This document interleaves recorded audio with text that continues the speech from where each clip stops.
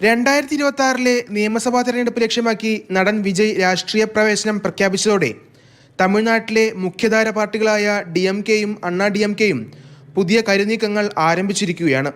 Sanatana Dharma പരാമർശ വിവാദത്തോടെ BJP വിരുദ്ധ രാഷ്ട്രീയ ചേരിയുടെ തലപ്പത്തെത്തിയ ഉദയനിധിക്ക് പാർട്ടിയിലും സർക്കാരിലും പ്രധാന പദവി നൽകാനാണ് നീക്കം. ഗാന്ധി സ്മൃതി ദിനത്തിൽ മുതിർന്ന മന്ത്രിമാരടക്കമുള്ള നേതാക്കൾക്ക് മതസൗഹാർദ്ദ പ്രതിജ്ഞ ചൊല്ലിക്കൊടുത്തത് ഉദയനിധിയാണ്. ലോക്സഭാ തെരഞ്ഞെടുപ്പിന് പിന്നാലെ ഉദയനിധിയുടെ ഉപമുഖ്യമന്ത്രി പദത്തിലും തീരുമാനം വന്നേക്കും. അതേസമയം വിജയുടെ രാഷ്ട്രീയ പ്രവേശനത്തെ BJP സ്പോൺസേഡ് നീക്കമായാണ് അണ്ണാ DMK വ്യാഖ്യാനിക്കുന്നത്.